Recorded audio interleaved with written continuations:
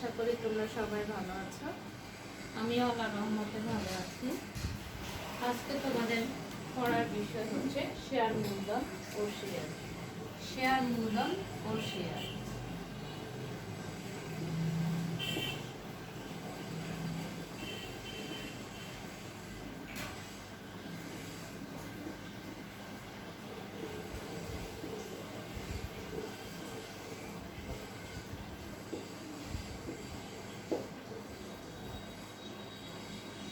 Share মূলধন ও share. তাহলে আমরা শেয়ার মূলধন ও শেয়ার এই বিষয় নিয়ে আলোচনা করার পূর্বে আমরা আগে বলবো শেয়ার কাকে বলে, শেয়ার কি। তাহলে আমরা আগে বুঝবো শেয়ার কি।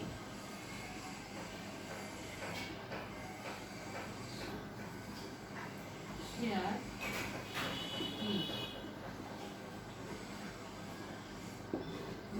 কোম্পানির মোট মূলধনকে বিভিন্ন ক্ষুদ্র ক্ষুদ্র এককে বিভক্ত করা হয়।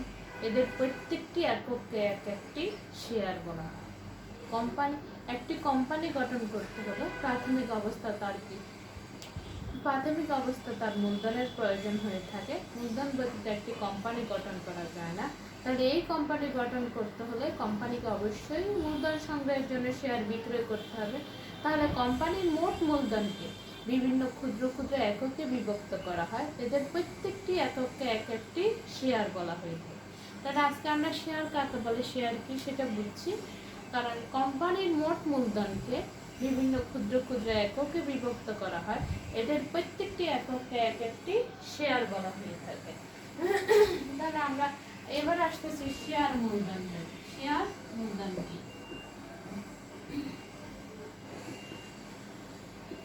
শেয়ার মূলধন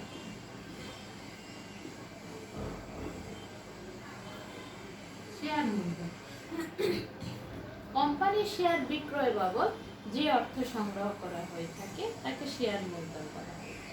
প্রাথমিক অবস্থায় কোম্পানির যে মূলধন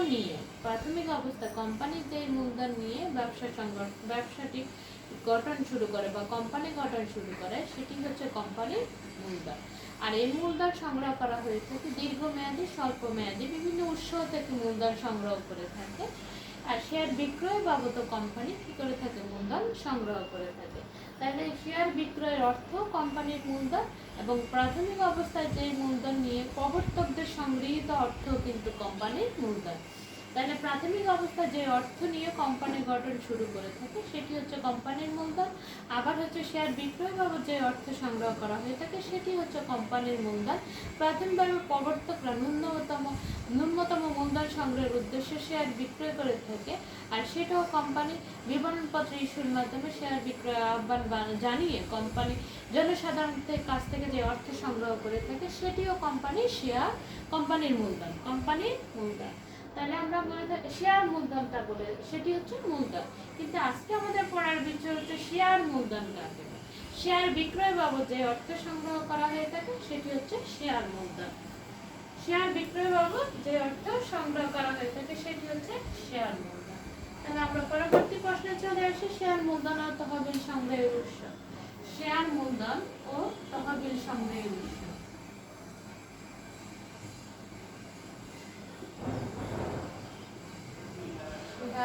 মূলধন ও তহবিল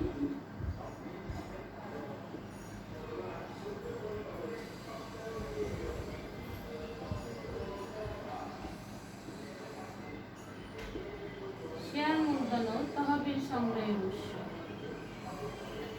শেয়ার মূলধন ও তহবিল সংগ্রহের উৎস। কোম্পানি কিভাবে শেয়ার মূলধন এবং তহবিল সংগ্রহ করে থাকে? তাহলে আমরা মূলধনের অবিধানিক অর্থ বা আবিধানিক অর্থ হলে ব্যবসা নিয়োজিত শেয়ার মূলধন। কোম্পানি সমূহ ব্যবসা পরিচালনা করার জন্য কোম্পানির মূলধনের প্রয়োজন হয়ে থাকে। এবং কোম্পানির মোট মূলধনে বিভিন্ন ক্ষুদ্র ক্ষুদ্র এককে বিভক্ত করে এক একটি শেয়ার ইস্যু করে থাকে। এদের প্রত্যেকটি শেয়ার বিক্রয়ের বাবদ যে অর্থ সংগৃহীত হয় সেটি হচ্ছে শেয়ার মূলধন, এবং শেয়ার মূলধন বাবদ এবং অন্যান্য বিভিন্ন তহবিল কোম্পানির মালিকের নিজস্ব তহবিল বিবরণপত্র ইস্যুর মাধ্যমে প্রবর্তকদের কর্তৃকও অর্থ সংগ্রহ করা হয়ে থাকে। আর বিভিন্ন অর্থ নিজস্ব তহবিল, বন্ধু বান্ধব আত্মীয় স্বজন থেকে সংগৃহীত তহবিল, বাণিজ্য ব্যাংক বিভিন্ন অর্থ সংস্থানকারী প্রতিষ্ঠান থেকে ঋণ গ্রহণের মাধ্যমে অর্থ সংগ্রহ করে থাকে। নিম্নে বাংলাদেশ শেয়ার মূলধন ও তহবিল সংগ্রহের উৎসসমূহ তুলে ধরা হলো। প্রাথমিক অবস্থায় শেয়ার মূলধন ও তহবিল সংগ্রহের উৎসকে দুই ধরনের শেয়ার মূলধন ও তহবিল সংগ্রহ করে হয়ে থাকে। দীর্ঘমেয়াদী মূলধন সংগ্রহের উৎস। 1 নম্বর দীর্ঘমেয়াদী মূলধন সংগ্রহের উৎস।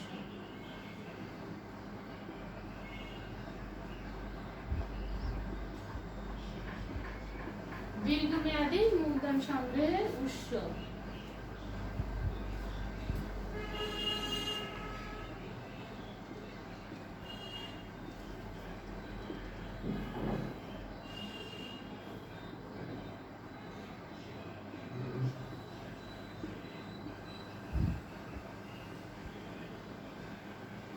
দীর্ঘমেয়াদী মূলধন সংগ্রহের উৎস।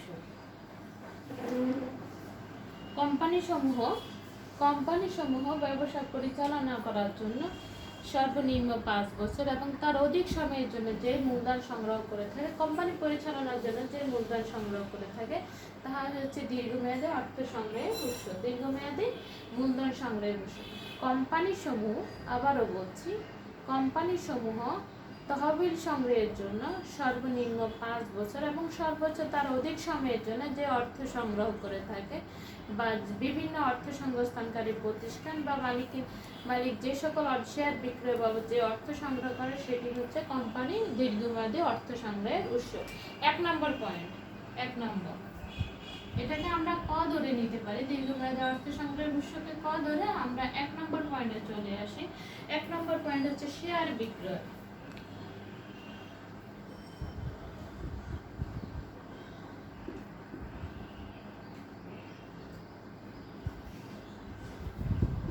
শেয়ার বিক্রয়। কোম্পানির শেয়ার সমূহ বাজারে বিক্রয়ের মাধ্যমে জনগণকে শেয়ার ক্রয়ের আহ্বান জানিয়ে বিক্রয়ের মাধ্যমে যে অর্থ সংগ্রহ করে থাকে সেটিও কোম্পানির দীর্ঘমেয়াদী অর্থ সংগ্রহের উৎস। তাহলে শেয়ার বিক্রয়টা হচ্ছে কোম্পানির দীর্ঘমেয়াদী অর্থ সংগ্রহের উৎস। তবে অগ্রাধিকার ভিত্তিতে শেয়ার সমূহ তাদের অবশ্য অগ্রাধিকার শেয়ার বিক্রয় করা হলে বিক্রয়ের শর্ত অনুযায়ী নির্দিষ্ট সময়ের মধ্যে এটির মূল্য পরিশোধ করা হয়ে থাকে। তাহলে আমরা বুঝে থাকি যে কোম্পানির শেয়ার বিক্রয়ের মাধ্যমে যে অর্থ সংগ্রহ করে থাকে সেই অর্থটাই কোম্পানির দীর্ঘমেয়াদী অর্থ সংগ্রহের উৎস। কিন্তু একটা কথা থেকে যায় যেটি হচ্ছে অগ্রাধিকার শেয়ার মূলধন। অগ্রাধিকার শেয়ারগুলো একটি নির্দিষ্ট সময় অন্তে তার মূল্য পরিশোধের শর্ত সাপেক্ষে শেয়ার বিক্রয় করা হয়ে থাকে বিধায় এই শেয়ার সমূহ কি করা হয় না, দীর্ঘমেয়াদী অর্থ সংগ্রহের মধ্যে পড়ে না। তাহলে এটি পরিশোধ করতে হতে পারে, যার কারণে এটি দীর্ঘমেয়াদী অর্থ সংগ্রহের মধ্যে আসে না। তারপর হচ্ছে ঋণপত্র বিক্রয়। 2 নম্বর ঋণপত্র বিক্রয়। ঋণপত্র বিক্রয়।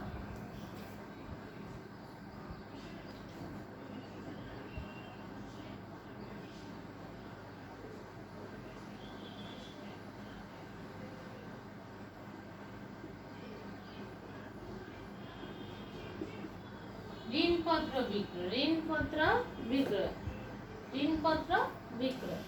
তাহলে কোম্পানি সমূহ ঋণপত্র বিক্রয়ের মাধ্যমে বিভিন্ন অর্থলগ্নি প্রতিষ্ঠান বিভিন্ন কোম্পানি সমূহ ঋণপত্রের বিক্রয়, শেয়ার, স্টক, ডিবেঞ্চার ইত্যাদি বিক্রয়ের মাধ্যমে কোম্পানি যে অর্থ সংগ্রহ করে থাকে সেটি কোম্পানির দীর্ঘমেয়াদী অর্থ সংগ্রহের উৎস। তাহলে ঋণপত্র বিক্রয়ের মাধ্যমে যে অর্থ সংগ্রহ করা হয়ে থাকে বা সংগৃহীত হয়ে থাকে সেটি কোম্পানির দীর্ঘমেয়াদী অর্থ সংগ্রহের উৎস। তাহলে স্টক, ডিবেঞ্চার, ঋণপত্র ইত্যাদি বিভিন্ন বাজারে বিক্রয়ের মাধ্যমে যে অর্থ সংগ্রহ করে থাকে সেটি হচ্ছে ঋণপত্র বিক্রয়ের মাধ্যমে অর্থ। এই ঋণপত্র বিক্রয়ের মাধ্যমে যে অর্থ সংগৃহীত করা হয়ে থাকে সেটি কোম্পানির দীর্ঘমেয়াদী অর্থ সংগ্রহের উৎস। তিন নম্বর পয়েন্টে আমরা আসছি। 3 নম্বর পয়েন্ট হচ্ছে সঞ্চিতি তহবিল। সঞ্চিতি তহবিল, সঞ্চিতি তহবিল, সঞ্চিতি তহবিল। সঞ্চিতি তহবিলটা হচ্ছে কোম্পানির দীর্ঘমেয়াদী অর্থ সংগ্রহ। কোম্পানি যে মুনাফা অর্জিত হয়ে থাকে একটি নির্দিষ্ট সময়ান্তে, কোম্পানি সমূহ যখন গঠিত হয় একটি নির্দিষ্ট অন্তে কোম্পানি পরিচালনার পর একটি নির্দিষ্ট পরিমাণ বা নির্ধারিত পরিমাণ বা নির্দিষ্ট থাকে না যে পরিমাণ মুনাফা সংগৃহীত হয়ে থাকে, এদের মুনাফার সম্পূর্ণ অংশ শেয়ার হোল্ডারদের মধ্যে বিলি বন্টন না করে একটি নির্দিষ্ট অংশ সঞ্চিতি তহবিলে জমা রাখা হয়ে থাকে। এই সঞ্চিতি তহবিল একসময় আবার কোম্পানি দীর্ঘমেয়াদী অর্থ সংগ্রহের উৎস হিসেবে বিবেচিত হয়ে থাকে। আবারও বলছি আমি, সঞ্চিতি তহবিল কি? সঞ্চিতি তহবিল হচ্ছে কোম্পানি সমূহ গঠন করার পর কোম্পানি যে মুনাফা অর্জিত হয়ে থাকে এই মুনাফাটা সম্পূর্ণ অংশ বিলি বা বন্টন না করে একটি নির্দিষ্ট অংশ সঞ্চিতি তহবিলে জমা রাখা হয়ে থাকে। এই সঞ্চিতি তহবিল থেকে যে অর্থ আবার কোম্পানি দীর্ঘমেয়াদী অর্থ সংগ্রহের উৎস হিসেবে ব্যবসাতে বিনিয়োগ করা হয়ে থাকে। তাহলে সঞ্চিতি তহবিলের অর্থ কোম্পানি দীর্ঘমেয়াদী অর্থ সংগ্রহের উৎস বা মূলধন সংগ্রহের উৎস। 4 নম্বর হচ্ছে অবলেখক। অবলেখক,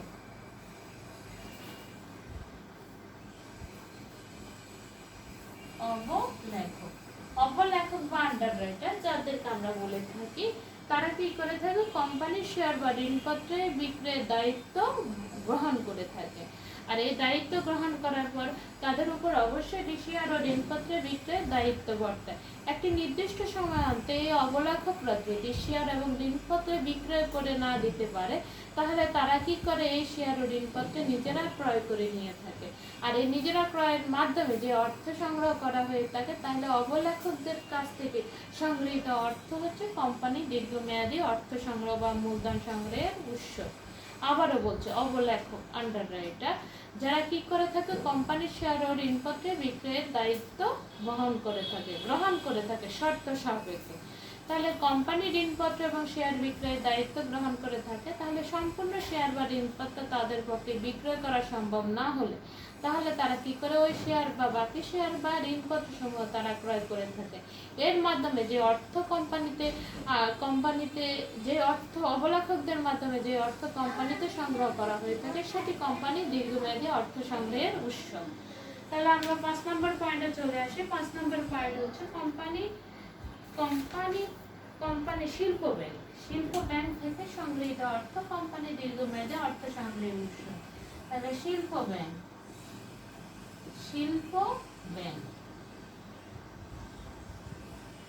শিল্পের উন্নয়নের জন্য বিভিন্ন ঋণ প্রদান করে থাকে এই ব্যাংক সমূহ। শিল্পের উন্নয়নের জন্য বিভিন্ন মাধ্যমে ঋণ প্রদান করে থাকে এই ব্যাংক সমূহ। তাহলে শিল্প ব্যাংকদের থেকে সংগৃহীত ঋণও কোম্পানির দীর্ঘমেয়াদী অর্থ সংগ্রহের উৎস।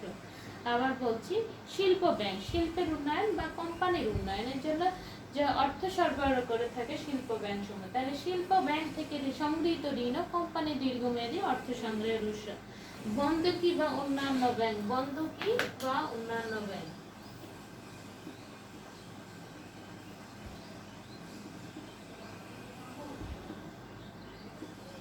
বন্ধকি ও অন্যান্য ব্যাংক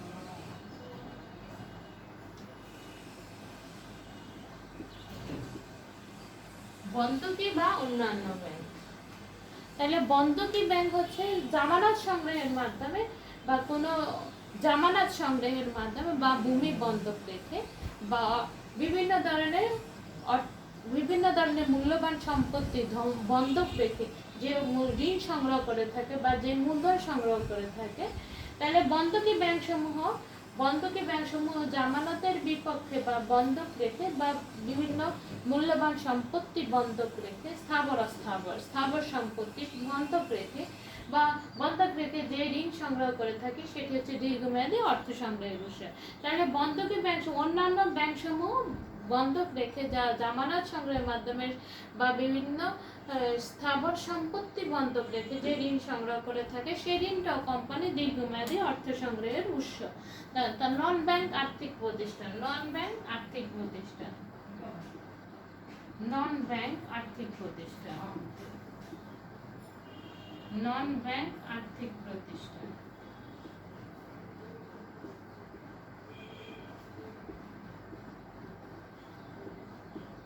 নন ব্যাংক আর্থিক প্রতিষ্ঠান, বিভিন্ন আর্থিক প্রতিষ্ঠান কোম্পানি ব্যবসা পরিচালনার জন্য বিভিন্ন আর্থিক প্রতিষ্ঠান যেমন তারা ব্যাংক কার্যক্রম পরিচালনা করে না, কিন্তু বিভিন্ন ধরনের বিভিন্ন মেয়াদে স্বল্প এবং দীর্ঘমেয়াদে ঋণ প্রদান করে থাকে। এই নন ব্যাংক আর্থিক প্রতিষ্ঠানের কাছ থেকে সংগৃহীত অর্থ কোম্পানি দীর্ঘমেয়াদী অর্থ সংগ্রহের উৎস। তাহলে আমরা বলে থাকি যে কি নন ব্যাংক আর্থিক প্রতিষ্ঠান থেকে সংগৃহীত অর্থ কোম্পানি দীর্ঘমেয়াদী অর্থ সংগ্রহের উৎস। বিনিয়োগকারী প্রতিষ্ঠান আর বিনিয়োগকারী প্রতিষ্ঠান,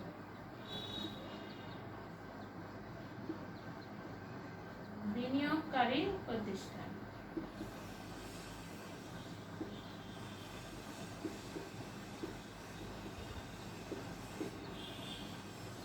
বিনিয়োগকারী প্রতিষ্ঠান, বিভিন্ন বিনিয়োগকারী প্রতিষ্ঠান যেগুলো কি করে থাকে দীর্ঘমেয়াদে অর্থ বিনিয়োগ করে থাকে। এই সকল বিনিয়োগকারী প্রতিষ্ঠান থেকে সংগৃহীত অর্থ কোম্পানি দীর্ঘমেয়াদী অর্থ সংগ্রহের উৎস। তাহলে বিনিয়োগকারী থেকে সংগৃহীত অর্থ কোম্পানি দীর্ঘমেয়াদী অর্থ সংগ্রহের উৎস। বীমা প্রতিষ্ঠান,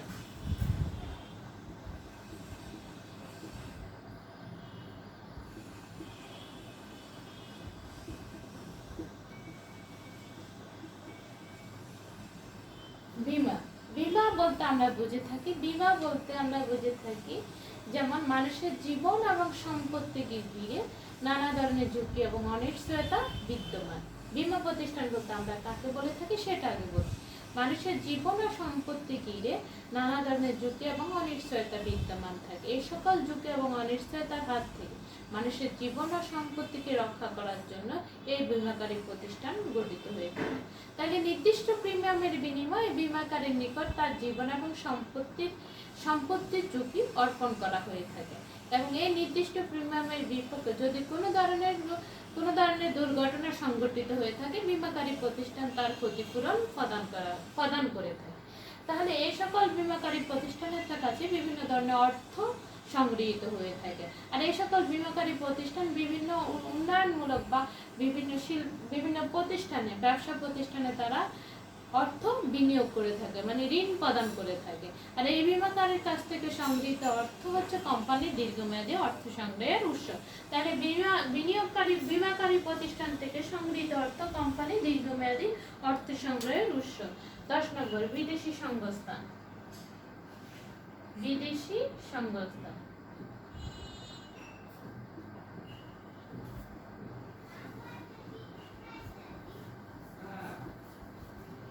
বিদেশি সংস্থা, বিভিন্ন বিদেশি সংস্থা থেকে ব্যবসা প্রতিষ্ঠান সমূহ ঋণ নিয়ে থাকে। এই বিদেশি সংস্থা থেকে ব্যবসা প্রতিষ্ঠান ঋণ নিয়ে থাকে এবং দেশের অর্থনৈতিক উন্নয়নের জন্য বিদেশি প্রতিষ্ঠান সমূহ থেকে স্বল্প সুদে ঋণ সংগ্রহ করে থাকে। আর এই বিদেশি প্রতিষ্ঠান সমূহ স্বল্প সুদে ঋণ সংগ্রহ করার ব্যবসার একটি দীর্ঘমেয়াদী অর্থ সংগ্রহের উৎস। তাহলে বিভিন্ন বিদেশি প্রতিষ্ঠান থেকে যেমন বিভিন্ন চায়না থেকে বা বিভিন্ন উন্নয়নমূলক প্রকল্প গ্রহণের জন্য ঋণ সহায়তা প্রদান করে থাকে আর ঋণ সংগ্রহ করে থাকে। ঠিক তেমনি এই বিভিন্ন বিদেশি সংস্থা থেকে সংগৃহীত অর্থ কোম্পানি দীর্ঘমেয়াদী অর্থ সংগ্রহের উৎস। তারপর সম্পত্তি বিক্রয়, 11 নম্বর সম্পত্তি বিক্রয়, সম্পত্তি বিক্রয়,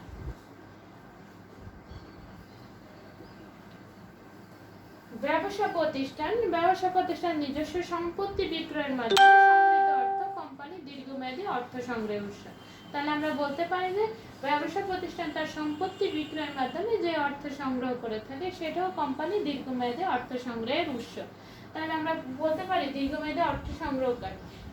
পরিশেষে বলা যায় যে দীর্ঘমেয়াদী অর্থ সংস্থান হচ্ছে কোম্পানি কি করে থাকে শেয়ার বিক্রয়, বিভিন্ন বিভিন্ন ব্যাংক ঋণপত্র বিক্রয় সঞ্চিত তহবিল অবলম্বন শিল্প ব্যাংক বন্ধকি বা অন্যান্য ব্যাংক নন ব্যাংকিং আর্থিক প্রতিষ্ঠান বিনিয়োগকারী প্রতিষ্ঠান বীমা প্রতিষ্ঠান বিদেশি সংস্থার সম্পত্তি বিক্রয়ের মাধ্যমে যে অর্থ সংগ্রহ করে থাকে সেটি কোম্পানি দীর্ঘমেয়াদী অর্থ সংগ্রহের উৎস।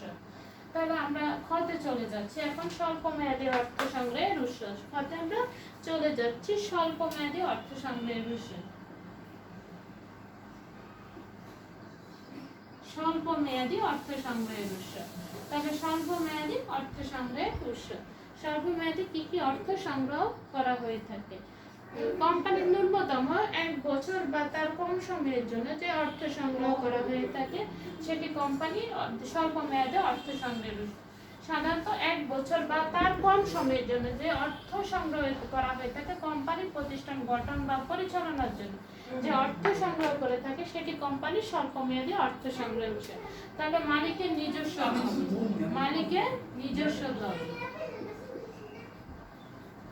মালিকের নিজস্ব তহবিল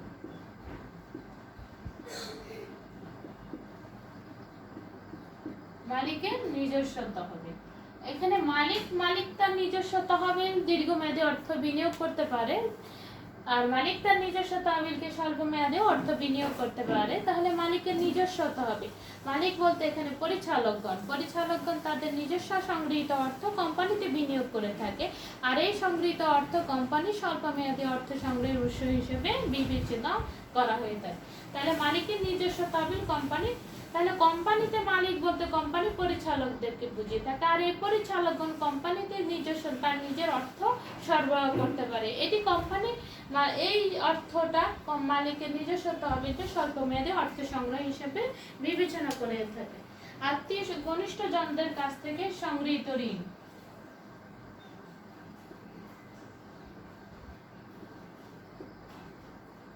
ঘনিষ্ঠ জনদের কাছ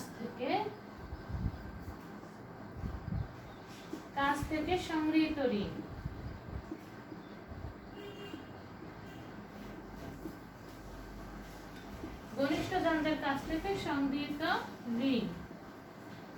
ঘনিষ্ঠ জনদের কাছ থেকে সংগৃহীত ঋণ তাহলে ঘনিষ্ঠ জনদের কাছ নিকট থেকে বা ঘনিষ্ঠ জনদের কাছ থেকে সংগৃহীত ঋণ।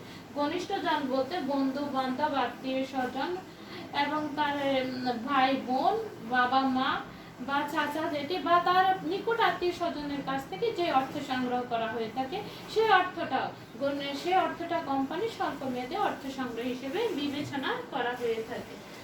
বাণিজ্যিক ব্যাংক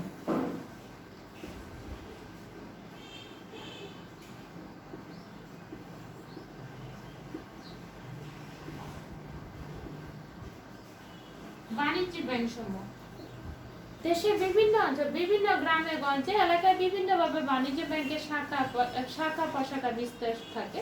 এসবের শাখা প্রশাখা বা বাণিজ্য ব্যাংক সমূহ থেকে কোম্পানি সমূহ বিভিন্ন মেয়াদে অর্থ সংগ্রহ করে বিভিন্ন সময় তাদের ঋণ সংগ্রহ করে থাকে আর এই ঋণ সংগ্রহটা হচ্ছে কোম্পানির স্বল্প মেয়াদী অর্থ সংগ্রহ। বাণিজ্য ব্যাংক থেকে সংগৃহীত অর্থ কোম্পানির স্বল্প মেয়াদী অর্থ সংগ্রহের উৎস হিসেবে বিবেচনা করা হয়ে থাকে।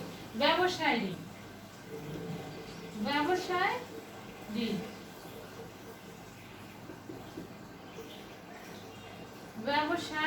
ঋণ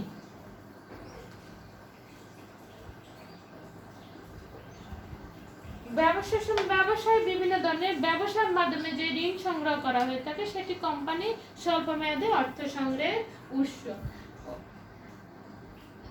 তাহলে ব্যবসায় অনেক সময় দ্বারাই কার্যক্রম সম্পাদিত হয়ে থাকে। দ্বারাই কার্যক্রম সম্পাদনের মাধ্যমে যে আর্থিক সুবিধা সমূহ পেয়ে থাকে সেটি কোম্পানি স্বল্প মেয়াদী অর্থ সংগ্রহের উৎস হিসেবে বিবেচিত। শিল্প ব্যাংক ও ভূমি বন্ধকি আমরা কিছুক্ষণ আগে পড়ছি শিল্প ব্যাংক কিন্তু দীর্ঘমেয়াদী অর্থ সংস্থান করে থাকে কিন্তু শিল্প ব্যাংক স্বল্প মেয়াদী অর্থ সংস্থানও করে থাকে। আমরা বন্ধকি ঋণের কথা শুনছি। ভূমি বন্ধক রেখে যে ঋণ সংগ্রহ করা হয়ে থাকে সেটি হচ্ছে ভূমি বন্ধকি ব্যাংক থেকে যে ঋণ সংগ্রহ করা থেকে ভূমি বন্ধকি ব্যাংক। তাহলে শিল্প ব্যাংক ও ভূমি বন্ধকি ব্যাংক, শিল্প ব্যাংক ও ভূমি বন্ধকি ব্যাংক। শিল্প ব্যাংক এবং ভূমি বন্ধকি ব্যাংক থেকে সংগৃহীত অর্থ হচ্ছে কোম্পানির স্বল্পমেয়াদী অর্থ সংগ্রহের উৎস। তাহলে আমরা বলে থাকি, পরিশেষে বলা যায় যে কোম্পানি সমূহ মূলধন এবং তহবিল সংগ্রহের জন্য কোম্পানি দীর্ঘমেয়াদী স্বল্পমেয়াদী বিভিন্নভাবে অর্থ সংগ্রহ করে থাকে। যেমন কি শেয়ার বিক্রয়ের মাধ্যমে কোম্পানি অর্থ সংগ্রহ করে থাকে, তেমনি কোম্পানি বিভিন্ন ভূমি বন্ধক রেখে এবং কোম্পানির সম্পত্তি বিক্রয়ের মাধ্যমে স্বল্প এবং দীর্ঘমেয়াদী উপরোক্তভাবে অর্থ সংগ্রহ করে থাকে। আশা করি তোমরা সবাই ভালো থাকবা। ক্লাস আজকে এই পর্যন্ত। সবাই ভালো থাকবা। আল্লাহ হাফেজ।